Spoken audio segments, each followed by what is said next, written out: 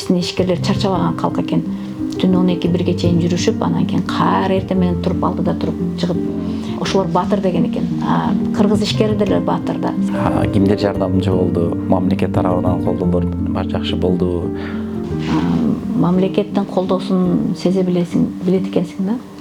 Ушундай жерде билинет экен. Баарыбызды 70 кишини отургузуп тургандан кимге кандай тканьдар керек, кандай сырье керек деп туруп берсеңиздер. Мен столдун үстүнө коюп отурдук го. Доскага койдум. Ашка тойго убакыт эптеп таап барып иштейт, ушинтип иштейт ишкерлерде. Биринчиден убакыт болбойт. Биздикилер мындай көнүп калганда, урулуп, согулуп, банкрот болуп, кайра туруп, биздикилер мындай терилери крокодил тери да. Өкмөт мүчөлөрү менен тигүү тармагындагылар чогуу боло турган маал келди азыр. Бири-бирибиз менен конкурент эмеспиз депчи.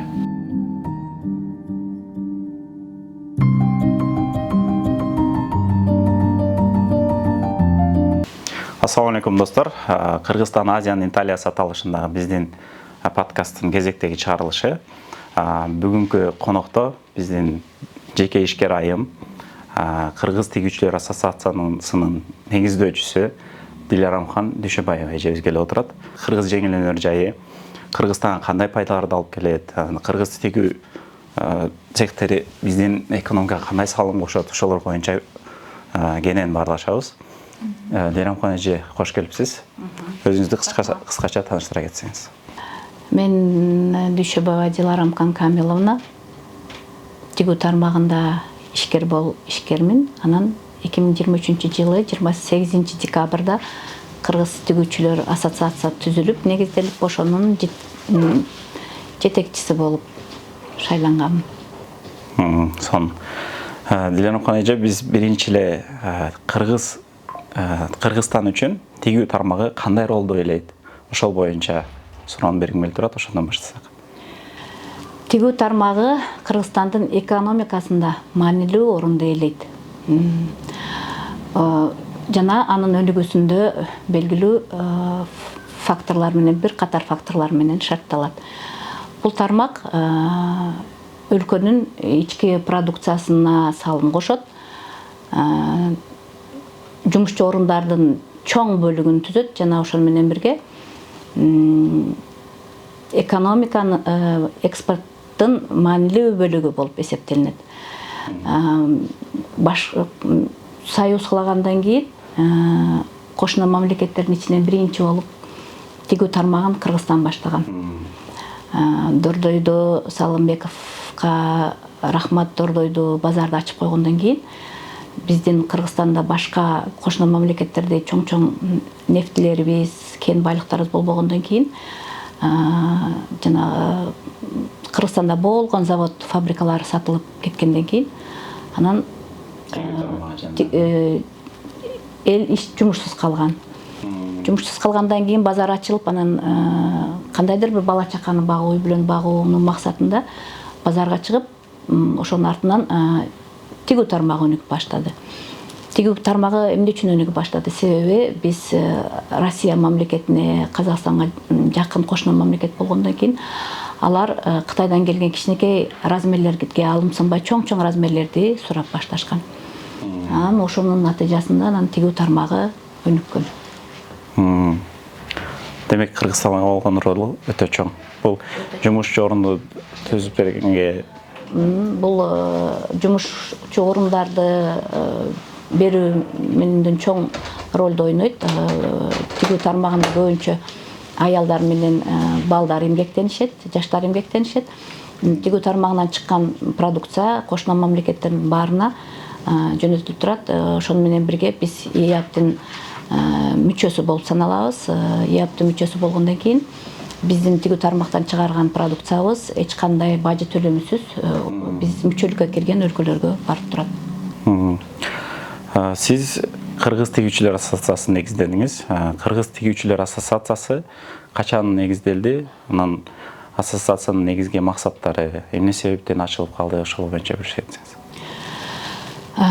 Бул ассоциацияны негизделгенине эң себепчиси болгон, учурдан пайдаланып айтып кетейин, Кытай эл республикасынын, Кыргызстандын Кытай эл республикасындагы элчиси Актилек Мусаеванын салымы. чоң. Себеби 2022 жылы МИДке жаңы элчи шайланды келгиле дегенде ошол ишкерлердин арасынан тигүү тармагынан мен барып калдым. Анан таанышып, анан элчи айым менен WhatsApp номер алмаштык. Анан сиздер Кытайдан түз продукцияны ташыбайсыздарбы, товар ташыбайсыздарбы тканьды деп сунуш киргизип, анан биз WhatsApp группа ачтык. WhatsApp группада 120 ишкер болду. Бирок эмнегедир жакшы түшүнгөнүбүз жокпу, жакшы сүйлөшүп уланган жок. Анан биздин ишкер айым бар, Айнур Осмоналиева деген. Ал Кытайдан жанагы военный кийимдерди, тканьдарын өзү түз алып иштеп жүргөн. Анан ошол айымдын күйөөсүнө, жолдошуна алар барып жүргөн. Шанхайдан көргөзмөгөдөн түз чакыруу келип калды. Анан учурдан пайдаланып, анан элчи айымдан айттым мен, ушундай барышыбыз керек болуп калды десек, анан ал атайын нота жөнөттү. Анан биз бул жактан нотанын алкагында документтерди дайындап, көп документ дайындадык, бирок ошону менен бирге пандемиядан кийин биринчи Кытайга биринчи кыргыз ишкерлер болуп 13 ишкер барып Шанхайга барып көргөзмөнү көрүп келдик. Канчалык кеңир ассортимент экен, канчалык жакшы фурнитуралар бар, сырьё бар экенин көзү менен көрүп билип ала тургандар алып келишти. Ачылганда 1 жыл болуп калды. Анан ошол менен бирге биздин кийинки 23 жылы башында бардык, 23 жылы анан акырында, 22 жылдын ноябрында бардык, 23 жылдын дагы бир былтыркы ноябрда анан бир алкак бир жол деген форумга чакырып калышты. Себеби алар бизди Кытай тарап таанып калды. Анан ошол жакта барганда бизнес форум болду, чоң форум болду. Анан ошол форумда Шаосин Кычао деген текстилди өндүктүрүү жана илгерилетүү деген ассоциация бар, ошолор уюштурушту. Анан кайсы мамлекетке Шаосинден, Кычаодан сырьё чыгып турган мамлекеттердин ар бири чыгып туусу көтөрүлүп турду. Казакстандын туусу көтөрүлдү, Өзбекстандын туусу көтөрүлдү, Тажикстан, Россиянын баарысынын туусу көтөрүлдү, дагы Кыргызстандан туусу көтөрүлгөн жок. Себеби бизге келген, Мадинага келген тканьдар, сырьёлор сууар аркылуу келет бекен, кандай экен. Бирок экспортко дегенден жок болуп калганда, анан Кыргызстан туусу көтөрүлбөй калганда, анан бизде патриоттук сезим эметип иштеп кетти окшойт. Кантип Кыргызстандын туусу көтөрүлбөйт бизге экспортко, бизге булардын ткань ала албайт экенбиз деп, ошону менен анан кийин келдик. Бирок 1 жыл бою Актилек айым ассоциация түзүңүздөр деп айтып келген эле, анан 1 жыл мен көнбөй убактым болбойт деп жүрдүм. Анан ал жердеги башка мамлекеттердин ассоциациянын лидерлери барып меморандум түзүп, келишим түзүп, анан кийин чогуу чыгып турганын көрүп, анан бизде дагы анда ассоциация түзүш керек экен дедик. Анан Актилек айым, сиз түзөсүз ассоциацияны, сизден башка болбойт дейт. Анан мен эмне үчүн деп айтсам, ал сизде биринчиден жоопкерчилик бар, анан кийин дух бар дейт. Анан кийин ошого баштап түзүңүз деп, анан ошол менен 8 декабрда, ноябрдын акырында келдик Кытайдан, анан 8 декабрда түздүк. 13 ишкер менен ошо Кытайга барып келген, бир алкак бир жол деген форумга барган 13 ишкер менен эле ошентип түзүп салдык. Ошо менен быйыл 1 жыл болуп атат. 1 жыл болду. Тигүү цехтин жетекчилерин башка өлкөлөргө көргөзмөлөргө алып баратасыздар. Жалпы кайсы өлкөлөргө бардыңыздар? Анан кайсы өлкөлөр менен меморандум түзүлдү? Ошол меморандум түзүдүк, иштешүүлөр жакшы жүрүп атат деп бөлүшкөн экенсиз. Биздин ассоциациябыз жаш ассоциация болгон менен 1 жылда көп жумуш аткардык. Себеби 1 жылдын ичинде 9 келишим түздүк. Ошонун ичинде эң көп жакшы алака кылып иштеп жаткан бул Шаосин Кычао текстиль илгерилетүү, өнүктүрүү жана илгерилетүү ассоциациясы болуп саналат. Ошону менен бирге Россиядан 4 ассоциация менен келишим түздүк. Кытайдан 3 ассоциация менен келишим түздүк. Анан бирөөсү Кыргыз экспорт менен, дагы бирөөсү Тулай деген Сауле Бейшенова менен, ошо менен 9 келишим түздүк. Барысы менен жакшы сүйлөшүп, жакшы иштеп жатабыз. Себеби баары бир жумуштун алдына жылуу үчүн келишим түзүп, ошентип иштеп кеткенсиң. Биздин ассоциациянын мүчөлөрү Европага да барып келди окшойт. Европага, Германияга барып келишти. Жалпы Европа, Россия, Москва. Анан биз бизнес форум көргөзмөгө көбүнчө Кычабыга, Шаусинге бардык. Ошондо 70 ишкер менен бардык, сен дагы бардың. 19 күн жүрүп келдик. Себеби биз биринчи кантон көргөзмөсүнө көрүп, катышып, андан ары Кычабы Шаусин бизнес форумуна өтүп кеттик да. Ошол бизнес туру менен барганда, же болбосо көргөзмөгө барганда биздин ишкерлер кандай инсайттар менен кайтышат, кандай пайдалуу нерселерди алышат, ал биздин көрүүчүлөргө дагы пайдалуу болуш үчүн бир-экөөнү бөлүшүп кетсеңиз. Мисалы, Кытайга барганда, Кытайда ушунчалык бизнес идея алганга жакшы шарт түзүлөт да, себеби Гуанчжудон жаңы модельдер чыгарылат, жаңы ткань менен чыгат. Ошондо ошол бизнес идеяны карап көрүп, ушундай чыгат экен, эми биринчи Кытай чыгарат да баары бир мындан. Ошондон кийин, ушуну алгандан кийин ушуну тигүү керек экен деп, ошол модельдерди алып, ошол менен ткань издегенге шарт түзүлөт. Канчалык көп ассортиментте бар. Мисалы, биз меморандум түзгөн Ханчжундун ассоциациясында 20 000 мүчө бар. Алар баарысы 20 мүчө, 20 завод, ири заводдор. Алар ошолордун мисалы ар бири издеп барган сырьёсун таба алат да. Анан биз 70 ишкер бардык. 70 ишкер барганда өзүм болдум. Куратор болуп, бөлүнүп биздин ассоциациянын мүчөлөрү бөлүнүп алып, ар бири 15тен кылып бөлүнүп алышты.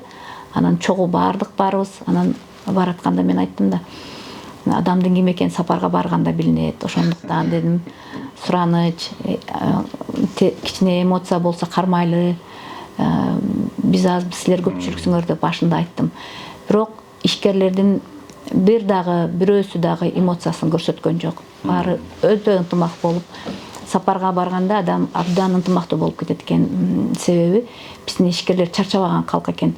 Түн 12-1 чейин жүрүшүп, анан кийин кайра эртең менен туруп, 6-да туруп чыгып. Себеби ал жакта ушунчалык бизнес идея көп да. Ошолордун баарын көрөбүз деп 19 күн эс албай басып, эс албай жүрүштү да. Анан бир-эки ишкерлер айтышат кантон көргөзмөсүндө, сиз менен жүрүп жете албай калдык. Сизге жетүү кыйын экен деп. Мен айттым да, мен да чарчайм, бирок чарчадым деп отуруп алсам, анда силер дележе отурат деп отурасыңар. Анан мен кетсем, биз жаш болуп туруп дележеден калдык деп силерде дем болуш үчүн бастым дедим. Бирок чынында ишкерлер чарчабаган мыкты калк да, чынын айтканда. Ошол учурдун талабынан баш иши ушул этапта бул өзгөрүп атпайбы азыр? Электрондук соодагы өзгөрүп атат. Ошондо Кытай мамлекетинен үйрөнчү нерселер көп да. Кытай мамлекеттен ошол электрондук сооданы үйрөнүшүбүз керек. Анан булардан бизге эмне үчүн Кытайга барганыбыз келип калды, эмне үчүн Кытайга каттап жатабыз? Себеби булардын да ассортимент көп. Анан товар келген сырьё бир аз биздикин кошуна мамлекеттерге караганда себестоимость бүткөн баасы кымбатыраак болуп чыгат. Биз ошону арзаныраак кылып, анан кийин жакшы ассортиментте чыгарганга аракет кылышыбыз керек. Изденүү керек. Мурда товарларыбыз базарда эчтеке кылбай эле бир чынжырча менен сатылса, илинип эле. Эми азыр изденүүнү талап кылып жатат да. Анан ошол менен бирге илгери элдик баатыр деп кимдерди санаган экен? Мындай аркар, эмелерди, маралдарды алып барып атып келип, тоого барып атып келип, элин баккан экен. Ошолор баатыр деген экен. Кыргыз ишкери деле баатыр да. Себеби алар барып көргөзмөгө барып ошол жактан кардар таап келсе, биринчи кезде үй бүлөсүнө акча түшөт, экинчи кезде тигүү цехине түшөт, үчүнчү кезде салык төлөнөт, мамлекетке пайда түшөт. Ошондо кыргыз ишкерлерин мен баатырлар деп эсептейм, тигүү тармагындагыларды. Биздин жана Кытайга барганда же болбосо башка өлкөлөргө чыкканда, айрыкча Кытайга барып атабыз деп атпайбызбы? Ошол учурда Кытай менен иштешип, мындай бүгүнкү күндө сырьёсун болсун, же болбосо жаңы модельдерде болсун, ошентип иштешип аткан инсайттар барбы? Ошолордон бөлүшө кетсеңиз.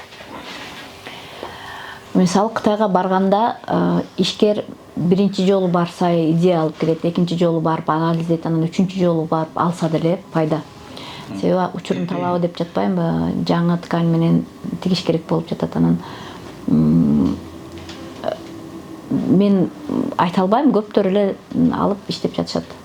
Себеби азыр дүйнө жүзүндө кризис болуп жатат. Булар кытайлар өздөрү дагы эмне үчүн келип жатат биз жака көргөзмөгө кайра-кайра? Алар өздөрүнүн сырьёсун өткөрүш керек. Биз эмне үчүн Бүтүгезага Москвага баратабыз? Биз да өзүбүздүн продукциябызды өткөрүшүбүз керек. Ошентип айтып атам го, мурда жөн эле базарда соода кылса, азыр шарт учурун талабы ушундай болуп жатат. Биз ал жактан сырьё алып келебиз. Элде жок сырьё алып келсек пайда болот. Алар болсо бизден алса Россия пайда болот, ошондой да. Биз былтыры биринчи Кантон выставкасында экөөбүз посольстводон таанышып калдык, эсиңиздеби? Дилеже менен биз посольстводон таанышканбыз. Паспортубузду алганы барганда, анан ошол жерден эле биздин ассоциацияга кошулду. Мен да ассоциациянын мүчөсүмүн бүгүнкү күндө. Биз 2024 күзгү жазгысына барганбыз, 70 ишкер менен. Сиз ошолорду уюштуруп жүрдүңүз, ар түрдүү уюштурууда кыйынчылыктар болду, ар түрдүү немелер болду. Ошол жерде биздин кимдер жардамчы болду, мамлекет тарабынан колдоолор жакшы болду? Болду, албетте. Эң биринчиден биздин мамлекеттин колдоосу бул мисалы Тышкы иштер министрлиги бүт бизге виза боюнча ходатайство берип, ошол боюнча булар жардам беришти. Эконом министрлик жардам берди. Анан дагы эле Кытай, Кыргызстан Кытайда элчиси Актилек Мусаева өзү учуп келди. Өчүп келип биз менен жүрдү, өзүң көрдүң, форум бүткөнгө чейин. Бул деген колдоо. Мамлекеттин колдоосун сезе билет экенсиң да. Ушундай жерде билинет экен. Өзүңдүн Кыргызстанда жүргөнүңдө билинбейт, анан бирок чет жерге чыкканда мамлекеттин колдоосу билинет. Дагы кошуп кетейин, Бүтүгеза жөнүндө кошуп кетейин. Биз жакында Бүтүгезага барып калдык. Ал Бүтүгезага барганда Россия Федерациясы уюштурду. Анан ошол уюштурулган көргөзмөдө мамлекет 50 компанияны каржылап берди. Эконом министрлик ошонун ичинде Кыргыз экспорт каржылап берди. Ишкер көргөзмөгө тура турган орундуга төлөй турган 400 000 рубльдун ордуна 119 000, калган 281 000 рубльду мамлекет төлөп берди. Бул деген 70% каржылады деген сөз. Анан ошол менен бирге мен учурдан пайдаланып айтып коеюн.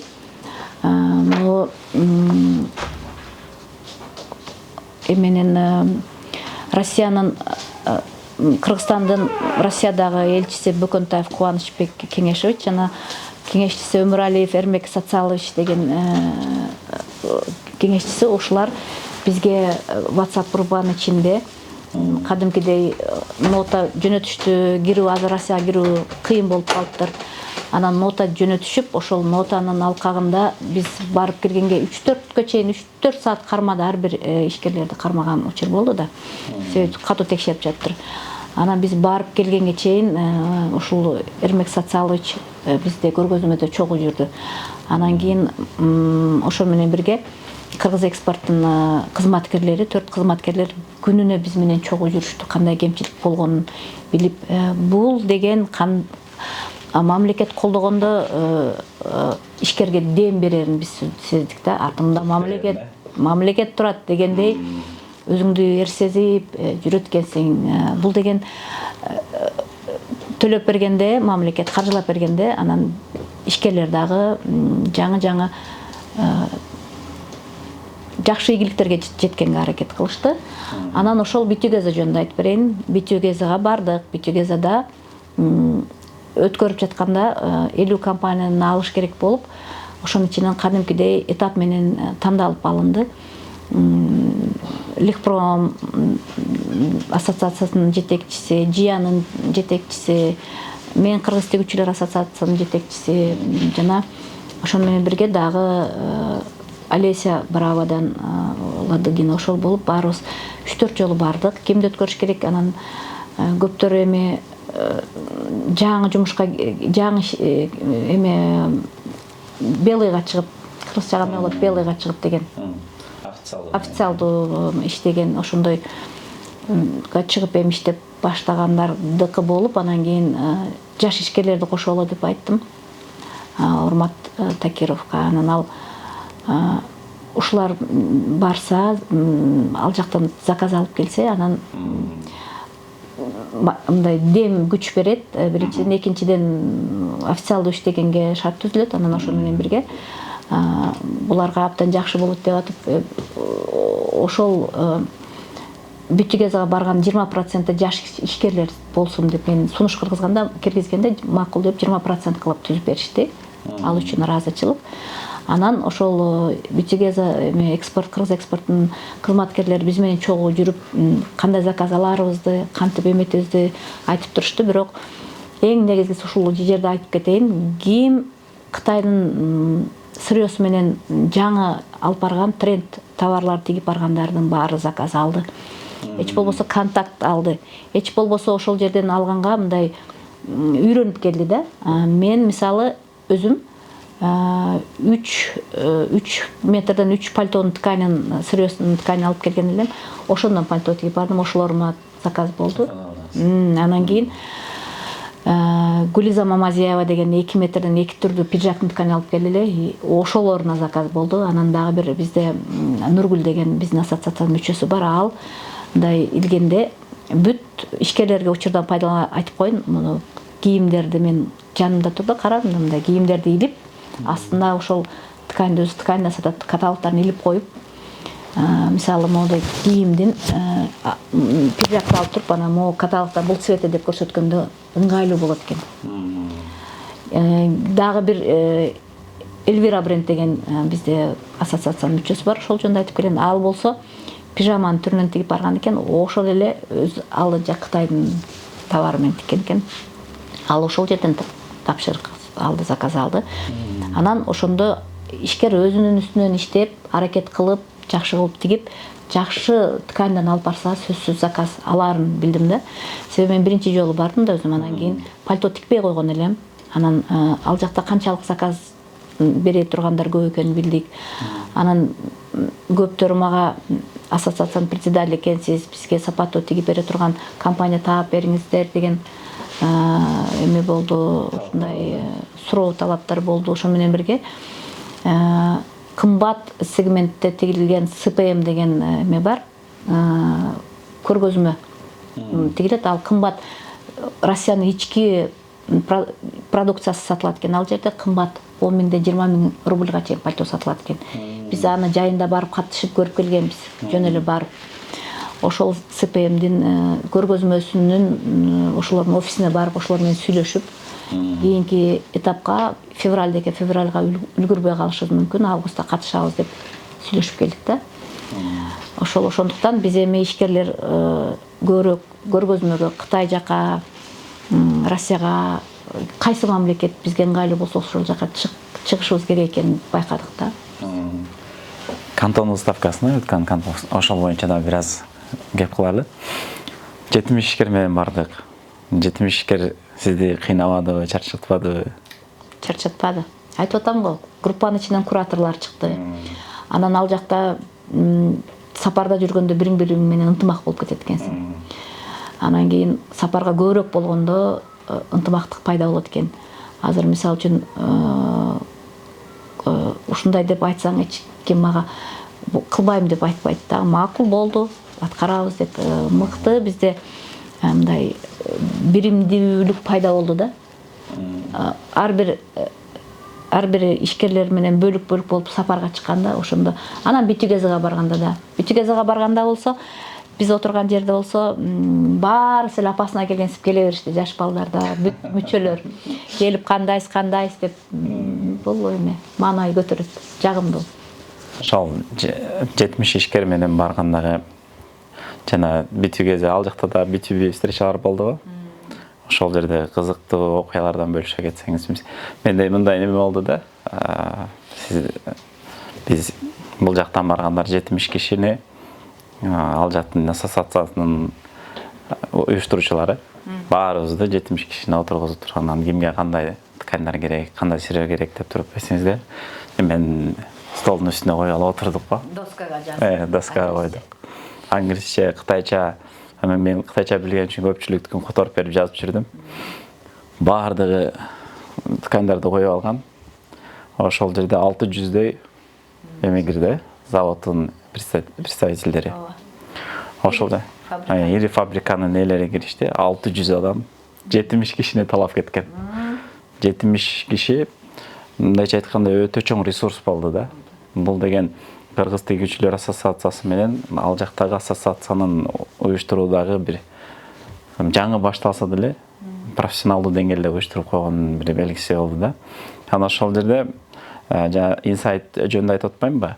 Балким сиз жетекчиликте баягы уюштуруу иштеринде болгон үчүн, алек болгон үчүн көрбөдүңүз окшойт. Мен инсайттар бар да.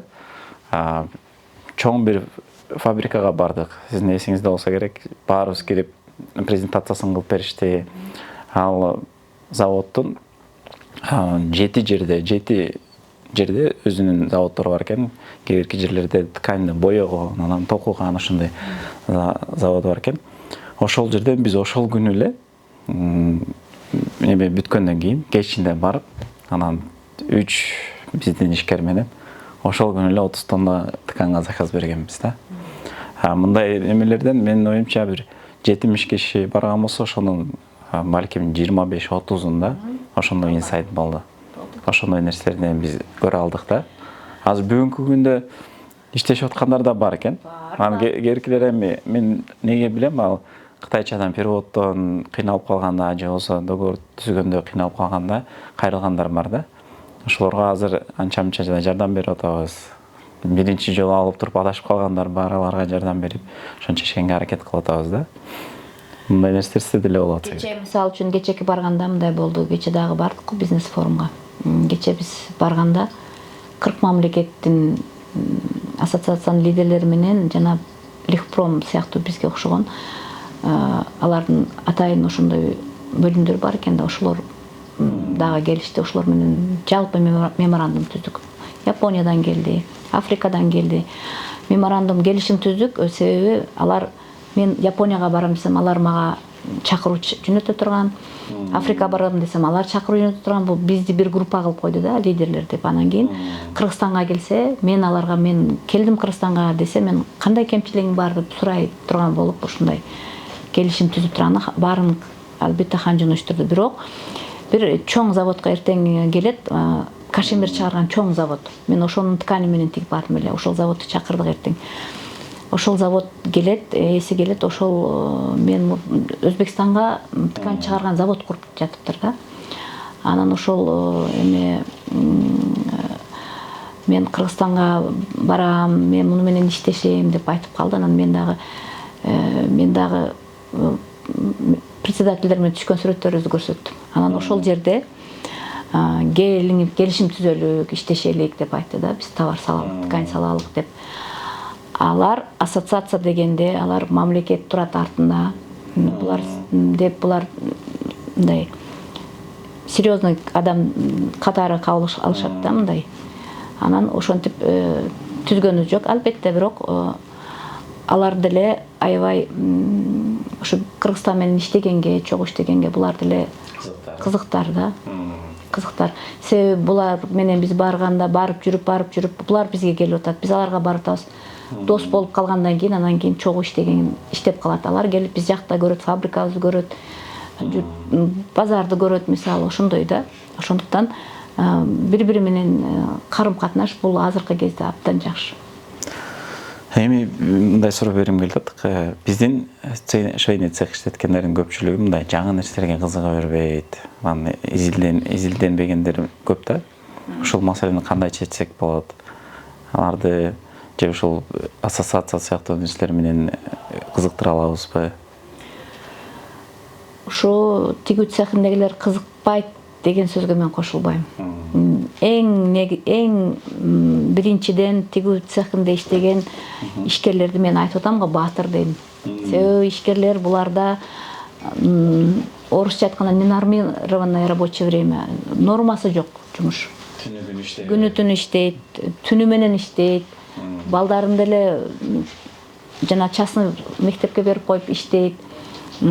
Ашка тойго убакыт эптеп таап барып иштейт, ушинтип иштейт ишкерлерде. Биринчиден убакыт болбойт. Анан кийин жана WhatsApp менен сүйлөшөт, обработка кылат, келген эмени ар бир менен сүйлөш керек, ар бирине жөнөтүш керек, лекалды караш керек, иши кылып, мисалы үчүн Дордойдо иштегенде эртең менен Дордойго барып, анан Мадинага барып, анан цехке барып, кечинде чарчап келет. Ал эми Дордойдо иштебегендер деле ошондой цехте күн өтөт, себеби баары бир чыгара турган продукцияны карап туруш керек. Ушундай бир аз эметсең эле жакшы чыкпай калышы мүмкүн да. Анан эми бул азыр эгерде азыр өздөрүнүн үстүнөн иштебеген болуп жаткан болсо, азыр ошол мезгил келди, себеби бүт онлайн соода болуп атат. Азыр баарысы окугусу келип атат. Кайсы жакта жакшы окуу бар экенин билишсе, ошол жака барып окуп жатышат, аракет кылышып. Көпчүлүк жетекчилер, мисалы азыр айтып атпайсызбы, өнүгүү керек депчи. Бүгүнкү күнү жаңыланыш керек болуп атат да. Азыр онлайн торговля, ошол телефондун ичинде болуп калды бардык нерсе, же болбосо маркетплейстерде соода кылыш керек болуп атат. Бирок өзүңүз деле билесиз, цехтин ичинде мындай иш көп, жумуш көп, өнүккөнгө мындай мүмкүнчүлүктөр жок да. Ошон үчүн ошондой жетишпей аткандарга сиз кандай кеңеш бересиз? Мисалы, сиз бардык нерсеге жетишип жүрбөйсүзбү? Биз цехиңиз кетип, бул жакта мен жетекчи болгондон баштап менде график өзгөрдү. Эл менен көп сүйлөшө албай калдым. Мен өзүм жөнүндө айтсам, анан кийин бир күндө 20-30 адамда кээде чалып, сага чалганда кеңеш сурашы мүмкүн, чалып сүйлөшкүсү мүмкүн. Анан мисалы үчүн ушундай жумуштар көп болуп калат да, ошого булар дагы эми иштешет, себеби соода жок, кризис болуп жатат. Ар бири аракет кылып жатат, кандай кылганда товарымды сатам деп. Анан биздикилер как өздөрү өндүрүшү болгондон кийин биринчи орунда Валберске кириш керек деп айтып жатышат. Валберсте иштеш керек, Валберске селлерлерден заказ алып тигиш керек. Иши кылып, бул кризистен эң эрки күчтүү адамдар чыгып кетет, менин оюмча. Анан кийин киттер чыгып кетиши мүмкүн, анан башы жакшы иштесе, акчасы жок болсо да чыгып кетиши мүмкүн. Бул ушундай кез. Бирок биз тигүү тармагы, биздикилер мындай көнүп калганда, урулуп, согулуп, банкрот болуп, кайра туруп, биздикилер мындай терилери крокодил тери да. Кыргызстанды Азиянын Италиясы кылалы дегендей, биз Орто Азияга, СНГ өлкөлөрүнө, керек болсо дүйнө жүзүнө бир кандайдыр бир брендти жаратып, Кыргыз Made in Кыргызстан дегенде чыгарсак, ошол нерсеге биз кандайдыр бир салым кошсок депчи. Өткөндө бир байкерден бирөө айтты эле да, биз бири-бирибиз менен конкурент эмеспиз депчи. Биз бири-бирибиз менен партнер катары иштешибиз керек. Бизде жаңы бир нерсе боло турган болсо, бөлүшүшүбүз керек бири-бирибиз менен. Чогуу ушул тармакты чогуу алдыга жылдыралы депчи. Биздин максат дагы ошол болуп атат. Буюрса алдыда дагы да ушундай немелерди, подкасттарга сиз чакырып турабыз. Негизи эле мен байкайм да, биз эми өнүгүп келатабызбы же Кытайга биз азыр ишкерлерди алып баратпайбызбы? Эме күмөн санай берет да, ушул неге мени алып келип атат экен депчи. Ишкерлерчи, мындай бизнес-турга уюштуруп алып барсаң, же болбосо неме кылып алып барсаң, ойлошот да, ушул неге мени алып жүрөт экен, ушунун ичинде бир немеси болсо керек, мени кандайдыр бир пайдан күтүп атат депчи. Ошондой учурлар да болот да, бирок биз ошол ойлорду чыгарып, кыргызды алдыга тартыш керек, өзү билген нерсени бөлүшүш керек, үйрөтүш керек деген нерсеге өтсөк, менин оюмча ушул кыргыз тегүү тармагын жеңил өнөр жайда алдыга чыгарып кетебиз деп ойлойм. Бизнес турларды биз дагы өзүбүз жеке уюштуруп атабыз. Тар чөйрөдө, тар форматта болчу. Дилеже сиздин бүгүнкү маегиңизге терең ыраазычылык билдиребиз. Анан биздин ишкерлерге тегүү тармагы менен алек болгондорго сизден кандай кеңештериңиз бар? Өзүңүз келечек боюнча алдыда биздин бул тегүү тармагынын келечеги кандай болот, кандай мүмкүнчүлүктөр бар, ошону кандай чакырык жасайт элеңиз, ошол боюнча бөлүшөт. Мен тегүү тармагында кыйын, бирок жанагындай поточно иштегенге үйрөнүшүбүз керек экен да. Себеби ушул учурдун талабы, ошого үйрөтүшүбүз керек экен. Россияга көргөзмөгө сөзсүз барыш керек экен. Барганда кандай барып даярданыш керек? Жанагы буларда бир стол койсо, столдун эки жагында 2-4 стол коюп койот экен, стул коюп койот экен да. 4 стул коюп койгондо кээ биркилер 4 отурса, нары бери өткөндөр булар сүйлөшүп атат окшойт деп өтүп кетиши мүмкүн. Ошо 2 стулду обязательно бош коюп коюш керек экен. Жакшылап даярданып туруп, жакшы ткань менен, атай жакшы образецтер менен жакшылап даярданып барыш керек экен да. Анан кийин мындай болду да кече. Бир кыз нокаттык болот экен, ал кыз. Самолеттон келе жатсак, жолу бой дележеде учурашып калды. Анан ал кыз Бичигезага барыптыр. Бичигезага барып, товары жок бирөө менен де барыптыр. Анан өзү Валберске бирөөгө тигет экен. Атын айтпай эле коеюн. Анан ошол тиккен кыз, товар тиккен кыз эме кылып, жана мисалы мага келип пальтодон, допустим, кетти го. Артынан барып, мен мондой пальто тигем, мен пальтом деп көрсөтөт экен жанагыларга. Анан ошолор менен сүйлөшүп, кечке чалып сүйлөштүм дейт. Каалоосу күч болот да, мен ушуну алышым керек депчи. Бискулиза болуп отурат элек аэропортто. Анан кийин ал кыз болсо, ошентонан кийин 4 күндө туугандары менен кала турган болсо, жана бир заказчик айтат экен, срочно кел, биз Бишкектебиз деп. Анан билетимди күйүп, алмаштырып, барыптыр дагы, келиптир дагы, анан заказды алып, акчасын 50% төлөтүп, жөнөтүптүр. Ал кыздын өзүнүн цехи да жок экен. Ошол заказ алып бирөөгө тиктирет экен, бирөөнүн цехин алып барып тиктирип, жөнөтөт экен дагы. Просто жанагы пальтосу жакшы окшойт да. Бирок ошол башкача тканьдан тиктириптир, ал дагы элде жок тканьдан тиктириптир, мо деп мага көрсөттү. Анан ошол кыз айткандан кийин Гүлиза мага айтат, Дилеже, цехи жок болуп, ушу заказ алса анан бизге уят деди да. Ошол кыз эми ошончо аракет кылып, артынан барып жүрүп, бирөө менен шерик болуп барып ошактан заказ алып келип, тиктирип заказ алыптыр да. Ошондо бул демек аракет кылышыбыз керек, өзүбүз жаңыланышыбыз керек. Анан жаңылануу үчүн жаңы тканьдан тигиш керек. Кечке себеби жанагы булардын СПМге барганда көргөнбүз, сонун тканьдардан тигет, ал тканьдар бизде жок да. Кытайда бар ал тканьдар. Дилежебиз жакшы маалыматтарды бөлүштүңүз. Буюрса биздин көрүүчүлөргө дагы пайдалуу болот деп ишенем. Сиздердин ишиңиздерге ийгилик.